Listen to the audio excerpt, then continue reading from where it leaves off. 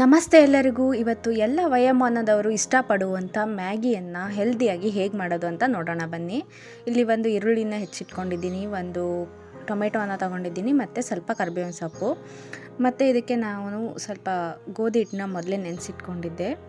ಇಲ್ಲಿ ಒಂದು ಪಾತ್ರೆಗೆ ನಾನು 2-3 ಟೇಬಲ್ ಸ್ಪೂನಷ್ಟು ಆಯಿಲ್ನ ಹಾಕಿ ಅದಕ್ಕೆ ಜೀರಿಗೆ, ಸಾಸಿವೆ ಮತ್ತು ಕರಿಬೇವು ಸೊಪ್ಪು, ಈರುಳ್ಳಿ ಮತ್ತು ಇದೊಂದು ಸ್ವಲ್ಪ ಕೆಂಪಗಾದ್ಮೇಲೆ ಒಂದು ಸ್ವಲ್ಪ ನಾವು ಹೆಚ್ಚಿಟ್ಕೊಂಡಿರುವಂಥ ಟೊಮೆಟೊವನ್ನು ಸೇರಿಸ್ಕೊಂಡ್ಬಿಡೋಣ. ಟೊಮೆಟೊ ಒಂಚೂರು ಮೆತ್ತಗಾಗಬೇಕು, ಅಲ್ಲಿವರೆಗೂ ಚೆನ್ನಾಗಿ ಬೇಯಿಸ್ಕೋಬೇಕಾಗತ್ತೆ.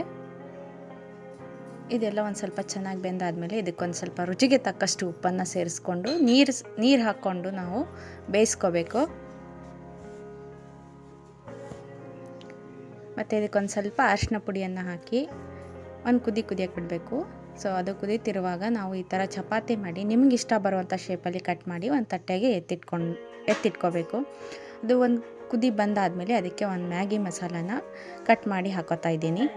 ಅದಾದಮೇಲೆ ನಾವು ಹೆಚ್ಚಿಟ್ಕೊಂಡಿದ್ವಲ್ಲ ಮೊದಲೇ ಆ ಚಪಾತಿನ ಎಲ್ಲನೂ ಇದಕ್ಕೆ ಸೇರಿಸ್ಕೊಂಡ್ರೆ ಬಿಸಿ ಬಿಸಿಯಾಗಿರೋ ಹೆಲ್ದಿ ಗೋಧಿ ಹಿಟ್ಟಿನ ಮ್ಯಾಗಿ ರೆಡಿ ಆಗುತ್ತೆ. ಸಂಜೆಯ ಸಣ್ಣ ಹಸಿವನ್ನು ತಣಿಸುವ ಮ್ಯಾಗಿ ಮಸಾಲ ರೆಡಿ. ನಿಮಗೆ ಈ ವಿಡಿಯೋ ಇಷ್ಟ ಆದರೆ ದಯವಿಟ್ಟು ಶೇರ್ ಮಾಡಿ, ಲೈಕ್ ಮಾಡಿ ಮತ್ತು ಸಬ್ಸ್ಕ್ರೈಬ್ ಮಾಡ್ಕೊಳ್ಳಿ. ಧನ್ಯವಾದಗಳು.